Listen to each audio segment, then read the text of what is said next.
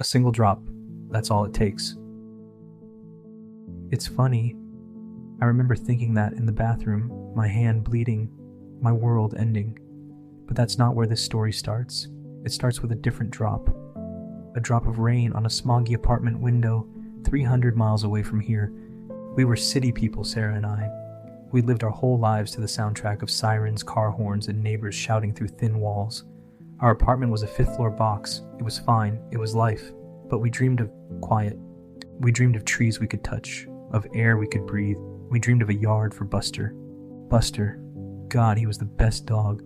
A goofy, 70-pound golden retriever who believed his only purpose in life was to lean against your legs as hard as he possibly could.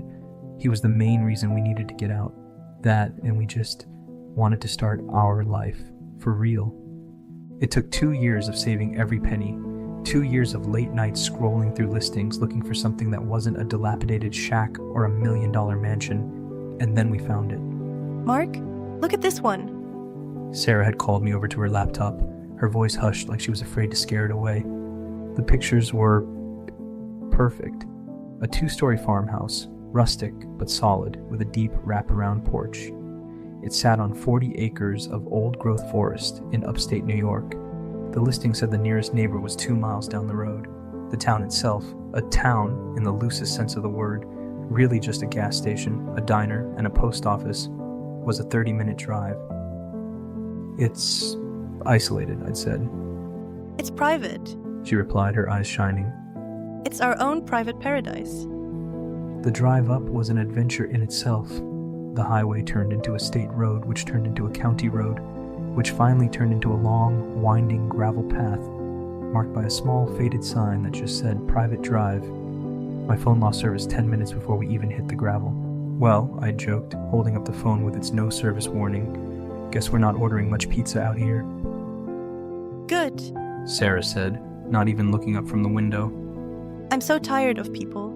The trees formed a canopy over the road, and after about a mile the woods opened up, and there it was. It was better than the pictures. The white paint was peeling just enough to look charming. The porch was wide enough for a swing and a table, and the silence. It wasn't just quiet, it was a physical presence. The air was clean, tasting of pine and damp earth. Buster burst from the car in a blur of golden fur, barking at a squirrel, deliriously happy. We stood on the grass, hands locked, and just breathed. It's perfect, isn't it, Mark? And she whispered. I pulled her close and kissed her head. It's perfect. The first week was the best week of my life. We fell into a routine that felt like a vacation. I'd wake up first, with the sun, no alarm clocks. The light woke me up. I'd make coffee and sit on that porch swing, just listening.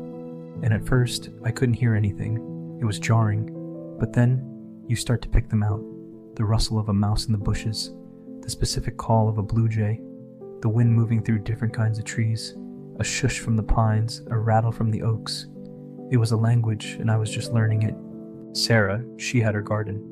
The previous owners had left a big, tilled patch of earth, and she was out there from sunup to sundown, sleeves rolled up, dirt smudged on her nose, happier than I'd ever seen her. Buster was in heaven. We'd go for hikes, and we didn't even need a leash. We'd just walk out the back door. The woods were ours. They were old, deep, and beautiful. We let Buster run until he was panting, his tongue hanging out, and he'd splash through the creek that cut across the back end of the property. At night, we'd cook dinner together, the windows wide open.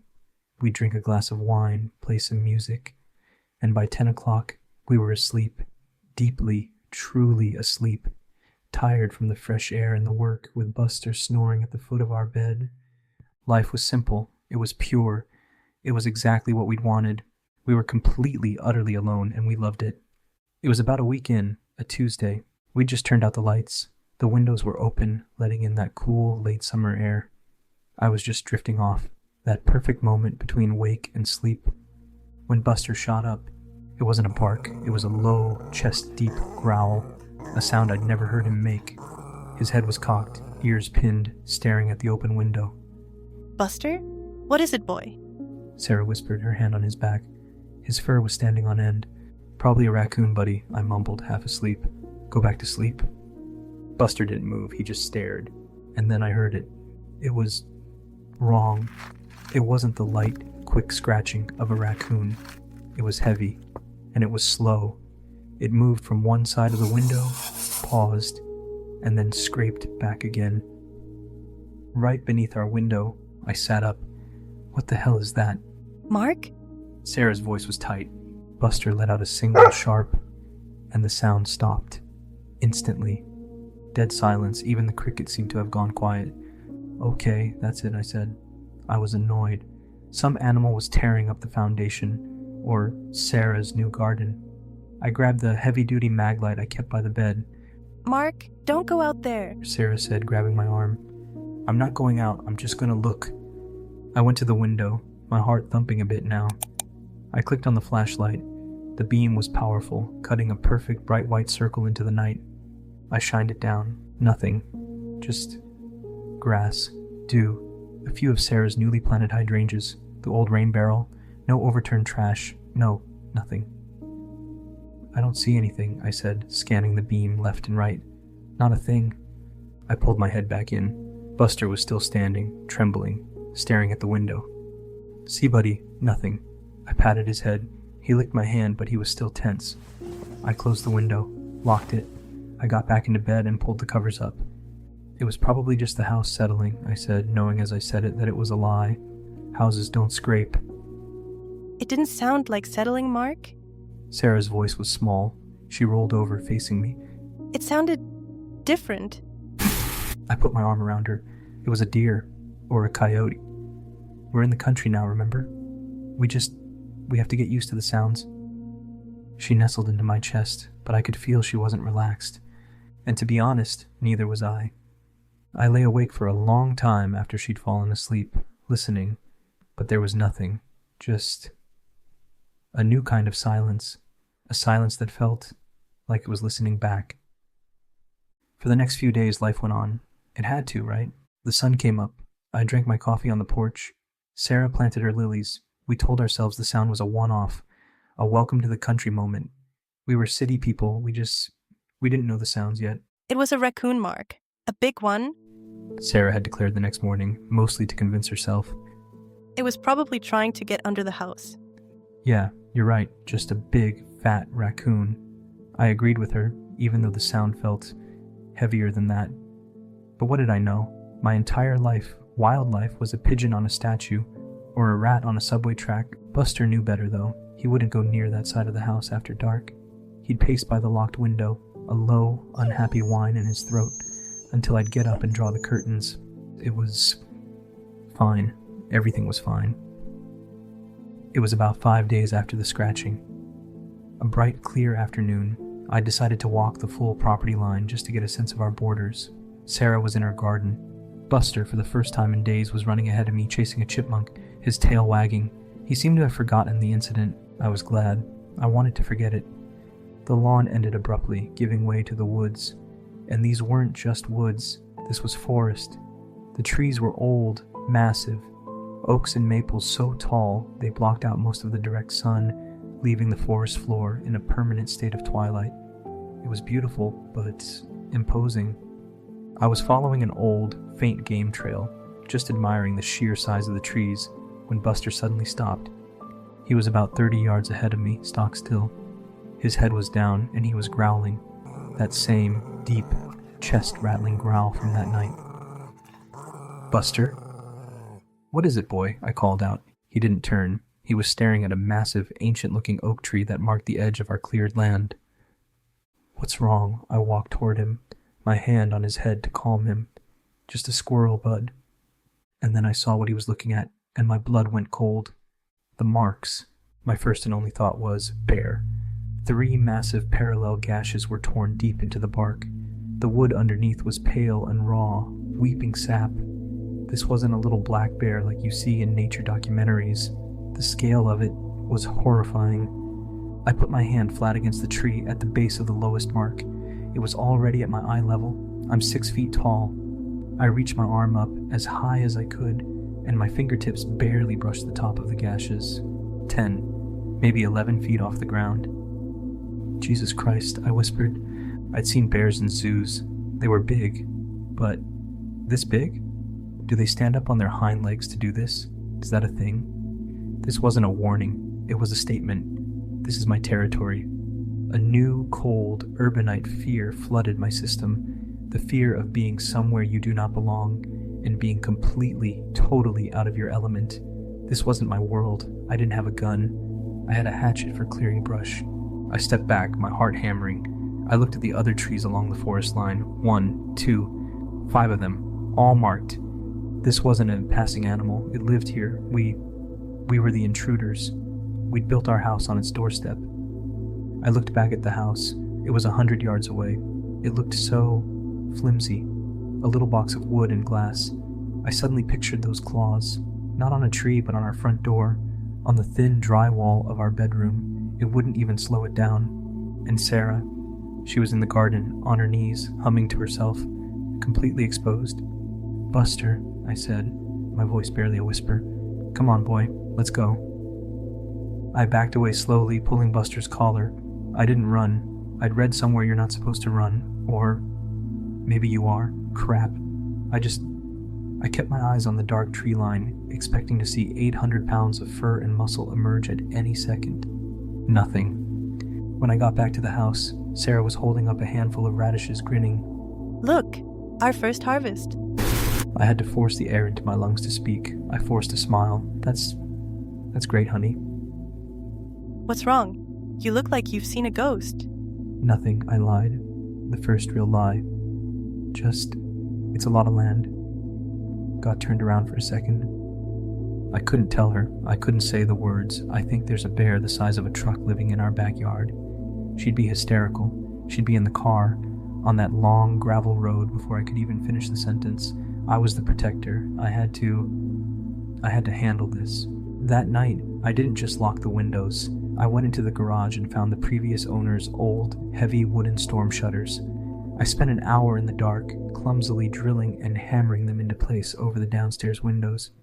Mark, what are you doing? Sarah asked from the doorway, her voice laced with confusion. The weather's fine. Just being safe, I panted, hammering another nail. The wind picks up out here. Better safe than sorry. I lay awake in bed that night, next to her, staring at our one unshuttered window. I was listening. The next week was miserable. My lie about the bear hung in the air between us before I finally admitted what I found a few days later. I'd bought 3 cans of the biggest bear spray I could find online and had them shipped express. I kept one on my belt at all times, like some kind of wannabe park ranger. I kept one by the front door and one by the bed. It was ruining it. Everything. The dream was curdling. Sarah wasn't scared anymore. She was angry. She was angry with the woods, angry with the house, and mostly angry with me.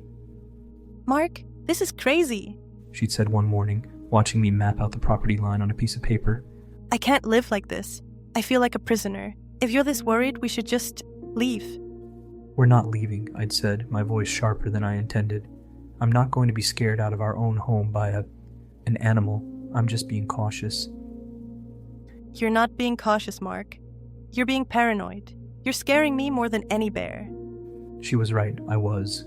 The silence was getting to me. The forest had gone completely mute. No birdsong in the mornings, no squirrels chattering. It was a dead, watchful quiet that was 1,000 times more unnerving than the scraping. It felt empty, like all the other animals knew something we didn't, and had been smart enough to leave. It was 2 weeks ago. Exactly. I couldn't take the tension in the house anymore. I felt like I was the one caging us. We're going for a hike, I announced at breakfast. Sarah just stared at me. Are you insane? After what you found? Honey, no. Not that way. We'll go the other way. We'll follow the creek. It's wide open. It's safe. It's broad daylight. We can't just hide in the house forever. We paid for 40 acres of paradise, and we're living on a 1/4 acre of fear. I'm tired of it. Let's just be normal, please. I was begging. I needed her to see the paradise again, not just the threat. She reluctantly agreed, but the hike was awful. It wasn't relaxing. It was forced. I was trying to point out pretty flowers. She was jumping at every snap of a twig. Buster, who usually sprinted ahead, was practically glued to Sarah's leg. He was miserable, whining low in his throat, his head down. "See?" I said, trying to force a cheerful tone. "Nothing, just us. We're fun." I stopped. Buster had frozen in the middle of the trail. His nose was in the air, twitching, and he started to back away, tail tucked, letting out a high-pitched, terrified whine. Buster, what is it? Sarah whispered, grabbing his collar. Stay with him," I said. And then I smelled it. It wasn't a normal, dead animal smell. I'd smelled that before, a dead mouse in the apartment walls. This was industrial. It was a chemical, coppery smell, like a mountain of old pennies, and underneath it, something thick and sickly sweet, like fruit left to rot in a plastic bag. It was wet. The smell was rolling out of a dark, rocky outcrop just off the trail, half hidden by overgrown ivy. Mark, don't. Sarah pleaded, her voice a strained whisper. Let's just go home, please. It's probably just where the bear is sleeping, I said, my voice shaking. I just want to see. Just look. Then we'll know where to avoid. I was still clinging to that word. Bear, bear, bear. Stay here with Buster. It's probably gross. Don't want you to see it. I unclipped the bear spray holding the can in a white-knuckled grip. I pushed through the ivy. It wasn't a bush. It was a curtain. Behind it was a dark cleft in the rock, a cave. And the smell. God, the smell. It was a physical force pushing against me, making my eyes water. I gagged, pulled my shirt over my nose, and turned on my phone's flashlight. "Hello?" I called out, my voice weak. Silence. I stepped in. The flashlight beam cut into the pitch black. My bear theory was holding on by a thread. "It's a den," I whispered to myself, my voice shaking. "It's just a messy den." But this wasn't a den. It was a larder. It wasn't a random scatter of bones. It was a pile. A neat, horrifying, centralized pile in the middle of the cave floor. Dozens of them. Deer, foxes, rabbits, all picked clean. But they weren't dry and sun-bleached. They were wet, glistening in the flashlight beam as if they'd been licked clean just minutes ago. And then the light found the back of the pile. And my world, the safe world, the rational world, it just evaporated. It was a skull, a massive, black furred skull, easily the size of a grizzly's, and its spine, the thick, heavy vertebrae, had been snapped in two like a dry twig. My knees almost buckled. My mind couldn't process it. What eats bears? My shaky light panned left, and I saw a flash of color. A small, tattered piece of blue nylon. A hiker's backpack, ripped to shreds, its contents scattered. And, oh God, a boot. A human hiking boot. With the foot still in it. I didn't scream. I just stopped breathing. I backed out of the cave, stumbling, falling onto the trail in front of Sarah. I couldn't speak. Mark, what did you see? She screamed. You're white as a sheet. I couldn't form the words. I just grabbed her arm. "Run!" I yelled, my voice cracking. "Run! Back to the house. Now!" It took him 45 minutes to get there. 45 minutes of us frantically locking every door, every window. Me trying to explain to her what I saw. Her, crunging, thinking I was insane. The deputy who stepped out of the car. He looked bored before he'd even said hello. He had that city slicker look in his eyes as he looked me up and down. "So," he sighed. "What's the problem out here, sir?" I, a frantic, hysterical idiot, tried to explain. "A cave, a pile of bones, but there's a bear in the pile. Something killed a bear, and a boot, a hiker's boot. I think there's a person in there." That got his attention for a second. He followed me to the cave. He shined his big official mag light into the opening for maybe 10 seconds. He didn't even cover his nose. "Yep," he said, clicking it off. "Looks like you got yourself a bear den, sir. Big one, too." "What?" I was dumbfounded. Did you see in there?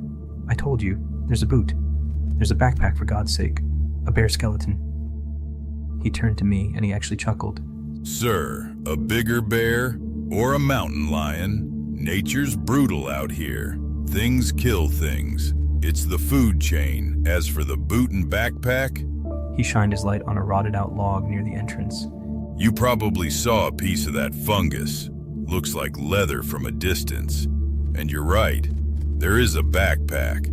But bears rummage through bags all the time looking for food. There isn't a human skeleton in here. You're from the city, right? What does that have to do with anything? I asked angrily. Look, He said, all patience gone. you've got a bear. It's messy. My advice, let it be. Don't go poking around bear dens. They don't like it, and we don't like getting called out here for nature. He tipped his hat. You have a good day, sir. I watched him get in his car. I watched him drive away, kicking up a cloud of dust that hung in the air long after he was gone. I stood on the trail, my hands shaking, not with fear, with rage. He hadn't believed me. He hadn't even looked. I wasn't alone. We were alone. Whatever was in those woods, whatever was piling bones in that cave, it wasn't just a threat. It was our problem. And the world, the safe, normal, 911 calling world, was never going to help us. I've never felt loneliness like that. It wasn't just being isolated, it was being erased. I walked back into the house. Sarah was in the kitchen, sitting at the table, her knees pulled to her chest. She looked up. Her eyes weren't just scared anymore. They were scared of me.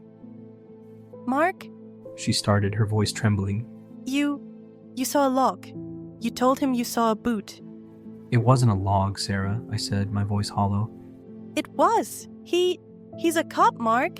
He knows what he's looking at. You're doing this to yourself. You're letting this place get in your head. Wait, what about the bear skull? I snapped. Was that a log, too? He said it was another bear, a bigger one. You're scaring me. You are scaring me.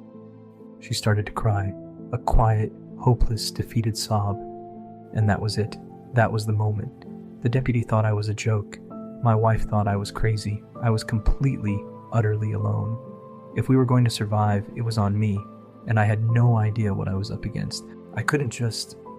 Wait, Where are you going? Sarah asked, her voice sharp with fear. I'm not going to the cave, I said. I'm going to the trees. The scratches. I have to understand. I have to prove I'm not crazy. Mark, just come here. Let's pack. We can go to a hotel. We'll leave right now. And say what? That we were scared off by a bear? The bear I'm imagining? No, I'm not running. I'm not crazy. I have to understand. I left her in the house. I walked back to the forest line, back to that first massive oak tree with the 11-foot high claw marks. I've been so focused on the height before. Now I looked at the ground. I was a city guy, not a tracker. But I knelt in the dirt, scanning the base of the tree, looking for anything. A footprint, a broken branch, something that wasn't nature.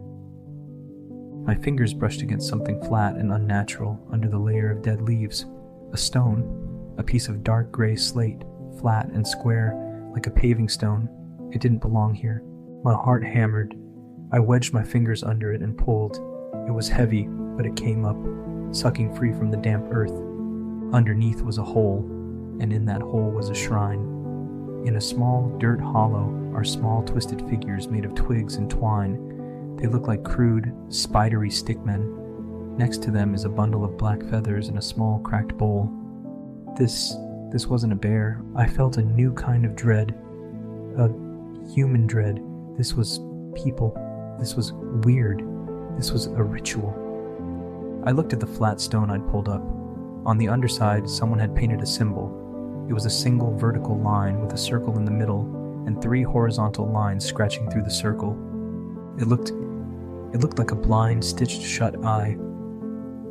I ran back to the house, clutching the stone. Sarah locked the door. What is that? I'm not crazy, I said, my voice shaking but triumphant. I'm not crazy. It's not a bear. It's people. Someone, some group is out there. What? What are you talking about? Sarah said, confused. Look, I put the stone on the kitchen table. I grabbed my laptop. I told you what I saw wasn't a log. This explains it. The cave. It wasn't a den. It was an altar. An altar for what? She whispered, her eyes fixed on the creepy symbol. I'm going to find out. I was at the laptop. My fingers flew. My bare research was useless. This was new. I took a picture of the symbol with my phone and ran a reverse image search. Nothing. I started typing. Twig figures found in woods. Symbol, vertical, line, 3 slashes. Local cults. Page after page of nothing. Just tourist information, local campgrounds. Then, one hit. A local, unsolved mysteries blog. The post was from 8 months ago. The title was, "Has anyone seen these markers near Creek Bram?" My heart stopped. I clicked it. The post was from a hiker. My friends and I were hiking off trail and found these insanely creepy twig dolls and this symbol painted on a rock. We got a bad vibe and left. Anyone know what this is? I scrolled to the comments. The first few comments were jokes. Blair Witch, kids messing around, and then one from a user named Local History 88. That's not kids.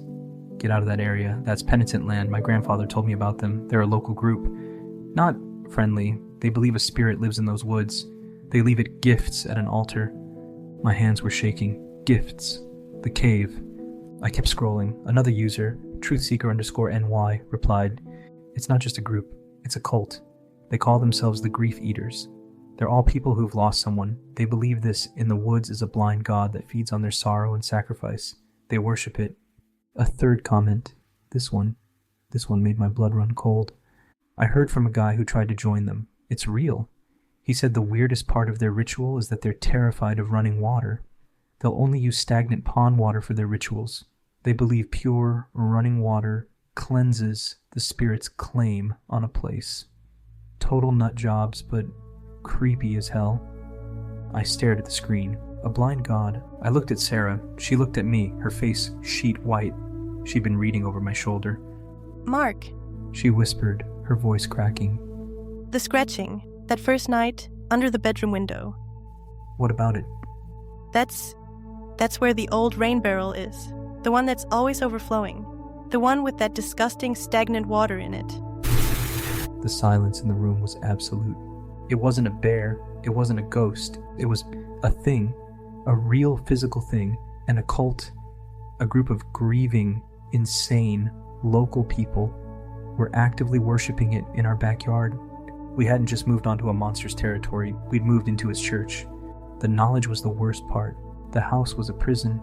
The shutters were up, plunging the downstairs into a permanent daytime twilight.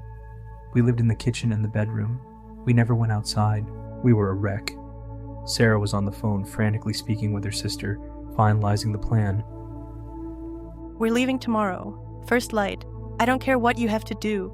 We'll sleep on the floor. I was supposed to be boarding everything up. I'd nailed plywood over the cat flap in the basement. I'd reinforced the locks. And then, I stood in the mudroom staring at Buster's doggy door. Buster was whining, pacing by the back door. He hadn't been outside in 2 days. He was miserable. Mark, you have to board it up. Sarah said, her voice quiet. He can't be trapped in here with us, I argued, my voice weak. It's too small for anything to get in. It's fine. He needs a way out, just in case. It was a stupid, sentimental, fatal decision. I was still trying to pretend some part of our life was normal. And then, last night, the storm hit. Not just a storm, a deluge. The kind of violent, angry weather that shakes the whole house. The power had been flickering for an hour. We were in the living room, a single bag packed by the door. We were ready. We were just waiting for the sun. And as if the house itself was listening, the power finally died. We were plunged into total darkness, the only sound the roar of the rain and wind. "It's fine," I said, my voice shaky. I fumbled for my phone, turning on the flashlight. It'll be morning soon. A crash. Loud. From the back porch, a sound of metal scraping on stone, like the grill being dragged across the concrete. It was a lure. Buster exploded. It wasn't a growl. It was a roar of pure animal terror and rage. Before I could even stand up, he was gone. A blur of golden fur. He shot through the living room, into the kitchen, and we heard the slap, slap, slap of his paws on the tile. "Buster! No!" I yelled in terror. We heard the plastic thwack of the doggy door, and then he was outside. "No!" I screamed. I ran to the mudroom, Sarah right behind me. I grabbed the big mag light from the counter and fumbled for the deadbolt. Mark, don't open it. Sarah screamed. "He's just on the porch." I yelled and ripped the door open, shining the light into the chaos. The porch was empty. The grill was on its side. "Buster!" I yelled, my voice a mix of anger and relief. "It's just the wind, you idiot! Get back in here!" He was still barking, but the sound, it wasn't on the porch. It was just around the corner, in the side yard. "Buster! Heel!" I yelled again. And then the barking stopped. It didn't fade. It just cut off. It was replaced by a single, high-pitched, terrified yelp. A sound of pain. "Buster?" My blood went ice cold. I stepped out onto the porch, into the storm. "Buster." I swung the flashlight beam off the porch, past the corner of the house, and into the yard, and it was right there.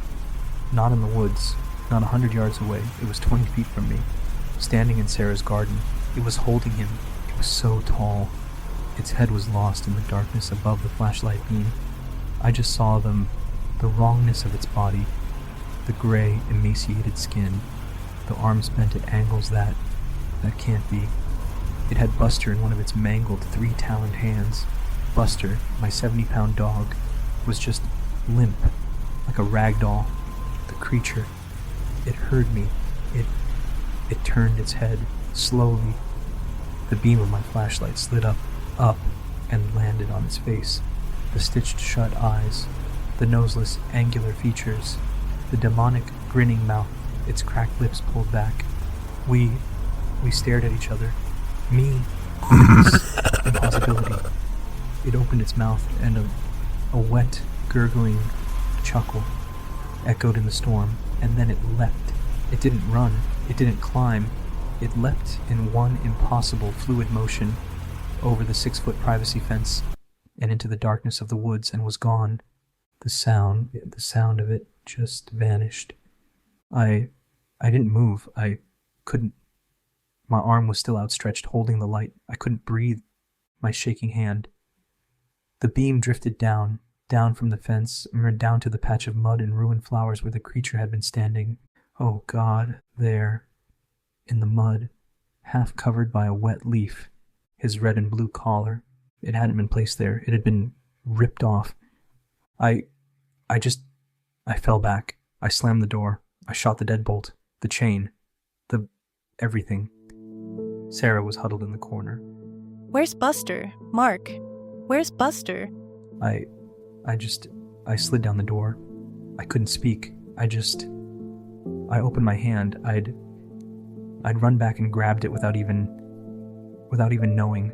I just held up the muddy, broken collar. I called 911. I don't even know what I said. I was hysterical. I was rambling. I was screaming. My dog, something took my dog from my yard. I saw it. It killed my dog. Send someone, please. You have to send someone. The dispatcher, she was so calm, so tired. "Sir, there's a statewide emergency. The storm. There are lines down everywhere. You're saying an animal took your dog?" No, not an animal. It's the cult, the thing. It was in my yard. Please, you have to. "Sir, have you been drinking tonight?" I just stopped. What? "Sir, it's the middle of a massive electrical storm. You're rambling about monsters. I've got real emergencies. I'm going to have to ask you to clear the line." The line clicked. She hung up on me. I sat there in the dark, the phone in my hand, listening to the dial tone. He was gone, and we were alone, more alone than we had ever been. We weren't just isolated, we were cut off. Sarah and I, we sat on the floor, holding each other in the dark. We didn't talk, we just cried, grieving for our dog, grieving for our home, grieving for us. We were broken. The sun came up. I've never hated the daylight before, but it illuminated the nightmare. We didn't talk. We moved like zombies, numb to everything. My first act was final. I went to the mudroom. I found a scrap of plywood in the garage, and I sealed the doggy door. Every hammer blow felt wrong. Like I was locking him out, but he wasn't coming back. I knew he wasn't coming back. "It's done," I said, my voice hoarse. Sarah just nodded. She was holding the one bag we'd packed. Let's go. Let's just go. We didn't look back. We didn't check the locks. We just walked out the front door, got in the car, and I almost put the key in the ignition, and I looked at the back seat, at the empty space where Buster's head was supposed to be. I put my head on the steering wheel, and I broke. For a full minute, I couldn't. Mark. Sarah said, her voice firm but broken. Mark, we have to. Now. I nodded. I took a breath. I turned the key. The drive was endless. The road was a river of mud. Branches scraped the side of the car. I had to weave around a fallen pine tree. We're almost there. Sarah whispered as we neared the end, where our private road met the main county road. We're almost out. We came around the last bend, the part of the road that crosses the creek, and I slammed on the brakes. The creek wasn't a creek. It was a roaring brown river. The storm, the flash flood. The road was gone. It wasn't just flooded. The culvert, the dirt, all of it gone. A 30-foot wide chasm of churning, angry water separated us from the main road, from being escape. No? Sarah whispered. No, no, no, no. The other way, I said, my mind racing. There's no other way. We were on an island. Our 40-acre property was an island. We just sat there in the car for I don't know how long, an hour, just staring at the water. Finally, I put the car in reverse. There was no choice. There was nowhere to go. We couldn't call for help. The road wouldn't be fixed for days, maybe a week. We had to go back. We had to go back to the house. We drove back in total silence. We locked the doors. We went upstairs and we just waited. We've been waiting all day. The sun started to set an hour ago. The house is getting cold. The dread, it's so much worse now. Before, we were trying to escape. Now, we're just trapped. We're not waiting to leave. We're just waiting for it to get dark. So, what now? I looked up. Her face was gray. The grief was a physical weight in the room. But under it, I saw a tiny, flickering spark. She wasn't done. Now, I said, my own voice a croak. Now, we make it to morning. It was a new plan, not escape, just survive. And with that one simple, impossible goal, we started to move. We worked in a grim, silent partnership. We were no longer husband and wife. We were a team. Two animals, cornered. First, the barricades. We shoved the heavy, antique oak dresser from the guest room, scraping grooves into the hardwood floor as we jammed it against the front door. We wedged the dining room table against the back door. Upstairs, I said. We make our stand upstairs. The master bedroom, one door, an attached bathroom. It was the most defensible position. We spent the last 30 minutes of twilight hauling supplies. Bottles of water, granola bars, every flashlight and candle we could find. We laid our pathetic arsenal out on the comforter. My can of bear spray, the biggest knife from the kitchen, the iron fireplace poker, and the hammer. It's not enough, Sarah whispered. It's what we have, I said. And we have the water. We dragged the heavy bedroom dresser and pushed it in front of the bedroom door. We wedged a chair under the knob for good measure. And then we sat on the bed. We sat on the cold sheets and we waited. The sun was gone. Total darkness. The storm had passed, leaving behind a dead cold silence that was worse than the rain. An hour passed, another. My entire body was one single vibrating nerve, and then a heavy thud from downstairs back door. We heard the groan of the antique oak dresser as it was pushed, scraping inches at a time across the hardwood floor. A final, splintering crack, and a thud as it was shoved aside. Silence. It was in. We heard it land, a heavy, wet slap on the hardwood floor of the entryway, then nothing. It was listening. We heard it explore. A tap here. Scratch on the living room wall. A wet, gurgling sniff. Its talons click, click, click on the kitchen tile. It was circling, learning the layout, and then we heard it stop at the bottom of the stairs. It knew. I don't know how, it just knew. The first step. Mark? Sarah's whisper was a sound of pure final horror. "Don't move," I breathed. "Don't make a sound." It was halfway up. Sarah couldn't hold it. The grief, the terror, it just burst out of her. It wasn't a scream. It was a single choking, gasping sob. The creaking stopped. Instantly, I heard her. The exploration was over. The hunt was on. It wasn't steps. It was a scramble. A horrible, taloned, digging into the stairs. It was at the top of the hall. We didn't even think. We just ran, scrambling to brace just as it hit the door. The whole wall shook. "It's at the door," Sarah screamed. Boom! The wood splintered, but the dresser held. We heard it gurgle, a wet sound of pure frustration. It wasn't just smashing, it was pushing. We stood paralyzed, watching the door as the dresser began to groan, scraping an inch, then another. The wood of the door itself was cracking, splintering, and then a hole burst open. A single, black, wet talon poked through. Sarah screamed. That was the trigger. The pushing stopped, and the smashing began. It wasn't a monster. It was a demolition. The dresser flew across the room and shattered against the far wall. The door simply disintegrated. The thing unfolded in the doorway, a silhouette of impossible angles. I didn't think. I just reacted.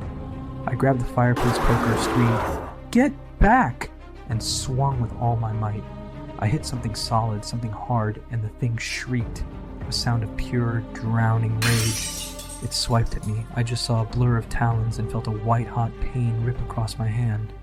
I stumbled back, my hand torn open, and crashed against the wall, my elbow shattering the bathroom mirror. "The water!" Sarah screamed. "Mark, the water!" I dove, scrambling for the shower. I turned back to pull her in, but the thing, it was standing over Sarah. Its head was tilting. It smelled it. It smelled my blood. It took one slow, deliberate step toward the bathroom, toward me. Sarah screamed. She grabbed the hammer from the bed. "Hey!" She threw it with all her strength, and it bounced harmlessly off the creature's back. It stopped. It turned its head, slowly, back to her.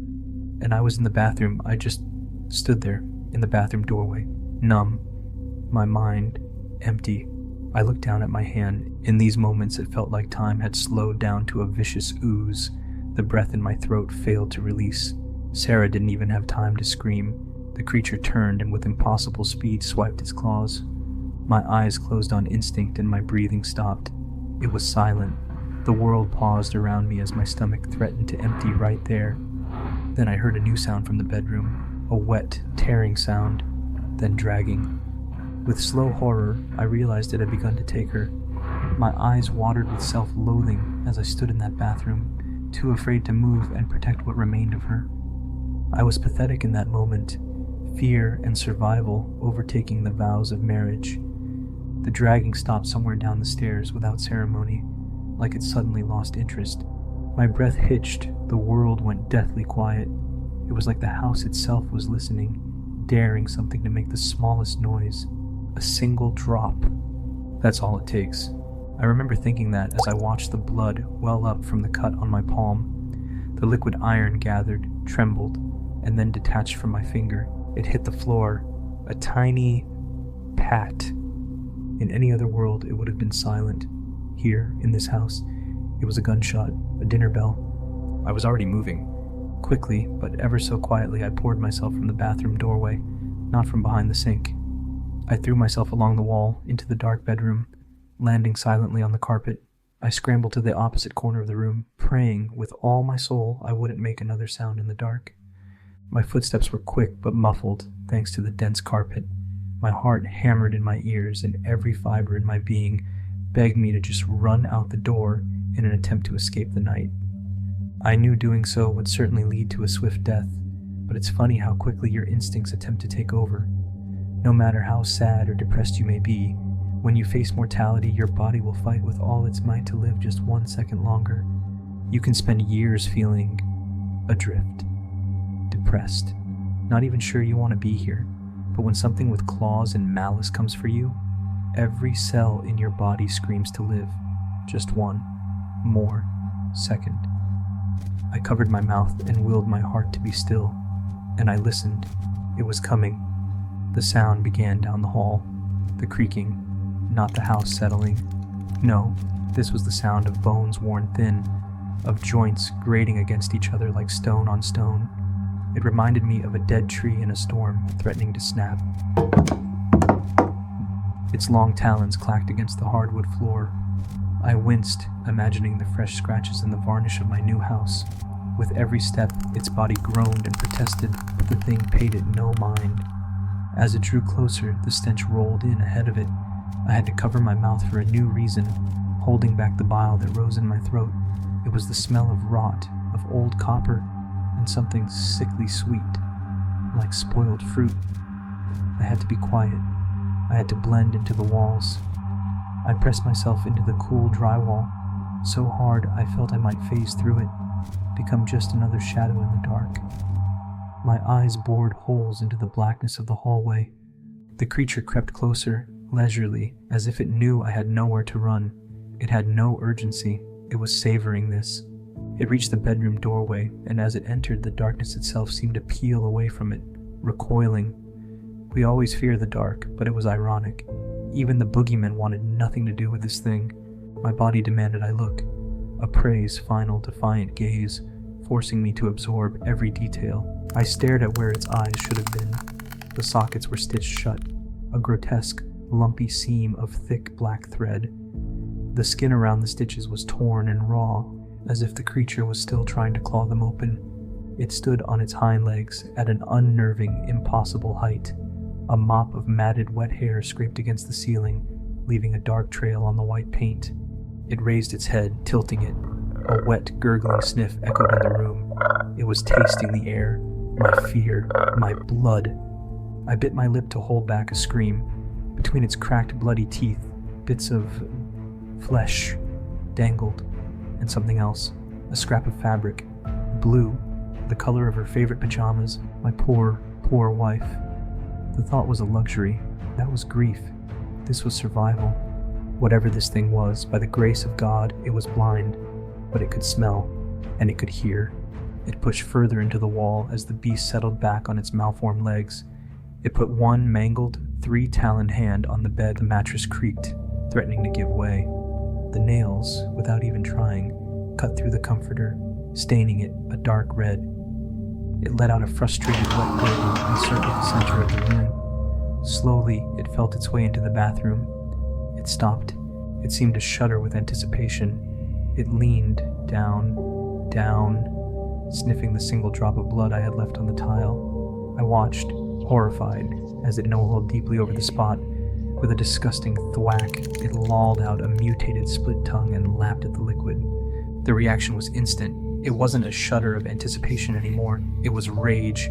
It howled, a sound that was half shriek, half drowning, and charged into the small bathroom, convinced I was cornered. It began to thrash, tearing at the walls. This was it, my chance. The beast was shredding the bathroom, the sound of porcelain shattering, and drywall ripping filled the air. I didn't walk, I drifted, a ghost in my own home. I slipped around the bed and into the hallway. The trail of her trail was thicker here. My stomach twisted, but my feet moved. One step, then another.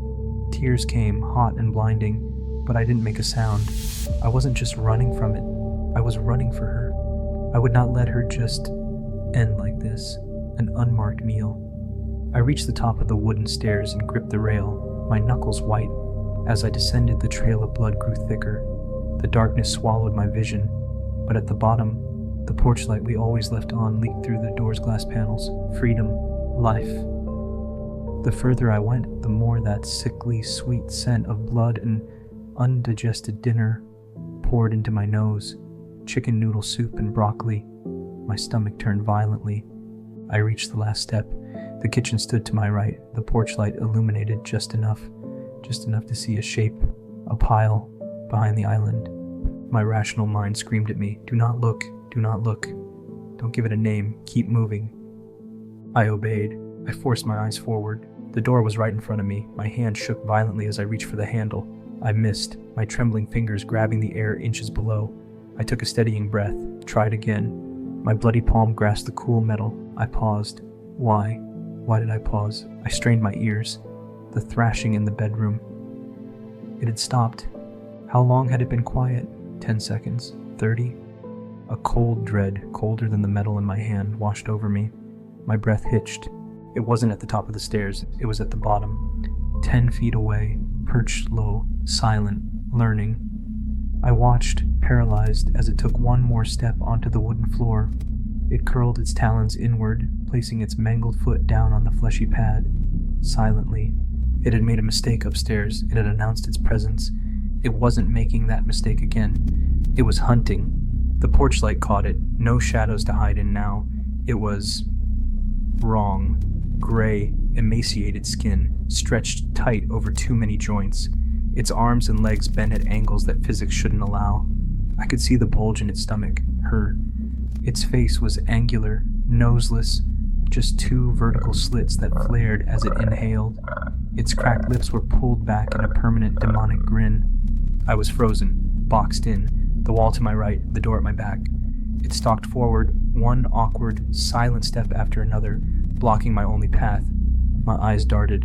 Wall, door, creature, the shoe rack. A messy pile of my wife's work shoes.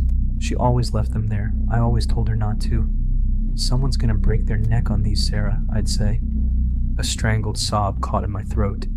In this one final moment, her sloppiness was my only hope. I kept my eyes locked on the creature as it inched forward. I crouched, gripping one of her stilettos. I arched my arm. I threw it with all my might. It sailed over the creature's hunched back and clattered hard against the kitchen sink. The heel of the stiletto hit the faucet handle just right. A hiss, then a spray. Water blasted against the steel basin. The creature snarled. It whipped around, confused by the sudden, violent sound. It tore its nails into the hardwood and leapt. It flew through the air with that unnerving speed and tore into the sink, ripping at the metal, trying to silence the sound. It shrieked, a wet, gargling roar as the water sprayed its face. Its back was to me. I didn't wait. I didn't breathe. I pulled the handle. The deadbolt shot back. It was the loudest sound in the world. Everything stopped. The sound of the gurgling water, the sound of the metal tearing. It all ceased. It heard me. It slowly turned its head. The water dripped from its matted hair. Its stitched eyes seemed to fix right on me. I ripped the door open and fell out into the night, the sound of its howl right at my back. I took one single step onto the porch and heard an explosion of motion behind me. It wasn't a run, it was a scramble. I heard it crash into the kitchen island, the one where she lay. The sound was a wet, heavy thud followed by a howl of pure, gurgling frustration. I didn't use the stairs. I vaulted over the porch railing, dropping 4 feet into the wet, muddy flower bed. I landed hard, my ankle twisting, but adrenaline vaporized the pain. I was on my feet and sprinting. I heard it clear the kitchen. It was in the living room. Its long talons scratched and skittered against the hardwood floor as it tried to gain traction. I heard a crash. It must have hit the couch, its awkward, massive frame completely unsuited for a human house. It shrieked again, a sound of pure offense, as if the furniture had dared to impede it. The house, my home, was fighting for me. I risked one glance back. It was in the doorway. It was stuck. Its huge, emaciated shoulders were wedged in the simple, rectangular frame of my front door. It was shrieking, tearing at the wood with its talons, its body too large, its limbs too wrong to fit. It was physically destroying the doorway to get to me. I didn't watch. I ran. My sock-muffled feet slipped and slid in the mud. I was crying, gasping, my lungs on fire. The car, 30 yards away, the keys. My heart seized. They were in the ignition. We'd left them. We'd driven back from the washed-out creek and just left them. I ripped the driver's side door open and threw myself inside, not even aiming for the seat, just falling in a heap across the center console. My hand, the bloody one, slammed the door lock button. I turned the key in the ignition. The engine roared to life. The headlights flashed on. The entire car rocked. The creature slammed into the driver's side window. It had broken free. It was faster than I could have imagined. A spiderweb of cracks instantly appeared in the glass. Its stitched shut face was inches from mine, its demonic grin wide, fogging the glass. It drew back its mangled limb to strike again. I didn't hesitate. I threw the car into drive and floored it. The tires screamed, caught the wet gravel, and the car shot forward. The creature was thrown back, its talons screeching across the side panel as I rocketed away. I was alive. I was alive. I was alive. I looked in the rearview mirror. The creature was on its feet, a tall, thin silhouette in my taillights. It wasn't chasing. It was just standing there, as if it knew. The thought was terrifying, but I didn't care. I had a plan. The blog post, the cult. It hates running water. It fears it. I wasn't just escaping. I was going to the one place it couldn't follow. I raced down the long, mile-long gravel driveway. The trees were a blur. I was sobbing, my hands shaking so hard I could barely hold the wheel. I came around the last bend, the part of the road that crosses the creek. I didn't slow down. The headlights hit it, the chasm, the 30-foot wide gap where the road used to be. The creek wasn't a creek. It was a roaring, brown, angry river. It was my prison, and it was my only salvation. I looked in the rearview mirror again. Nothing. Just the dark road. And then, from the woods just to the left of the car, a snap. The sound of a heavy branch breaking. It was here. It had cut through the woods. It had known. It had herded me. A low, wet, gurgling sound. It was close. I looked from the black, churning river in front of me to the black, silent woods beside me. A shadow detached itself from the trees. It was here. Slowly it stalked its way in front of the car, almost in triumph. Like it knew I had nowhere to go. Its eyeless face staring back at me with an evil satisfaction. I gripped the steering wheel. I looked at the rushing, powerful, flowing water. It was a choice. A terrible, insane choice. The monster. Or the river. We had a standoff. Silent understanding between us. I chose both. I took my foot off the brake, and I hit the gas. The engine screamed. The tires bit into the mud and gravel, launching the car forward like a missile. The creature's satisfaction vanished, its head snapped up. It gurgled, a sound of shocked rage. It raised its mangled arms, not in defense, but as if to catch the car. There was a horrific, metallic thwack crunch as 2,000 pounds of steel and glass slammed into its emaciated body. It didn't just get hit. It impaled itself on the shattered grille and broken metal, its unnaturally light frame shattering the hood. It didn't slow me down. The car went airborne. For one single, horrifying moment, its stitched-shut face was pressed against my side of the windshield, its grin a mask of shattered teeth and black blood. It was stuck. It was trapped. It was coming with me. Then we hit the water. The impact was a concussion. It wasn't like diving. It was like hitting concrete. The world vanished. My head slammed against the steering wheel, and the airbags deployed. A violent, suffocating punch that drove the air from my lungs. Black, cold, rushing. The car was sinking, fast. I was disoriented, choking, my ears popping from the pressure. The cabin filled instantly with icy, muddy water. It was at my chest, then my neck. My bloody hand screamed in the cold. I'm going to drown. Instinct took over. I tore at the seatbelt, the buckle jamming. I yanked, my injured hand useless. I used my good hand, my thumb finding the release. It clicked. I was free, but I was trapped. I shoved at the door. It wouldn't budge. The pressure of the river was like a solid wall. The car was a tomb. The window, the electronics were dead. I slammed my elbow against the cracked spiderweb glass from the monster's earlier attack. It held. I hit it again. Pain shot up my arm. Sarah, Buster. I roared under the water, a useless burst of bubbles, and punched the center of the spiderweb with my good fist. The glass didn't shatter. It imploded. A torrent of freezing water and glass shards blasted my face. I grabbed the door frame and pulled myself, squeezing through the jagged opening. The glass tore at my clothes, my skin. I was out. I was in the river. The current had me. It was a physical, malevolent thing. It spun me, tumbling me end over end in the blackness. I didn't know which way was up. My lungs were on fire. I fought. I kicked, clawing my way toward what I prayed was the surface. My head broke the water. I gasped, sucking in a lungful of rain and air. It was the sweetest thing I'd ever tasted. I was alive. The current was pulling me downstream fast. I was already 100 feet from where the car went in. I looked back. The car was almost gone. The taillights were just a dull red glow beneath the churning brown water. It hadn't been washed away. It was still tangled in the mangled steel of the grill being dragged down with the car. Its long gray arms were flailing, clawing uselessly at the water, but the river was too strong. I saw its face, illuminated by the last flicker of the one remaining headlight. The stitched eyes, the demonic grin, was gone, replaced by a wide, silent O of terror. It was drowning. The thing that hated running water, the unclean, was being scoured, cleansed, and destroyed by it. Its form thrashed, and then, as the car sank into the mud, it was pulled under. It was gone. A cold, empty, final relief washed over me. Sarah was gone. Buster was gone. My home was gone. But it was gone, too. The fight was over. Now, survival. The river was endless. It smashed me against rocks, pulled me under, tumbled me. I lost track of time, minutes, an hour. I was just a piece of driftwood. My body was numb. I was so tired. I was ready to just let go, join them. But that instinct, that stupid human instinct to live, it kept me kicking.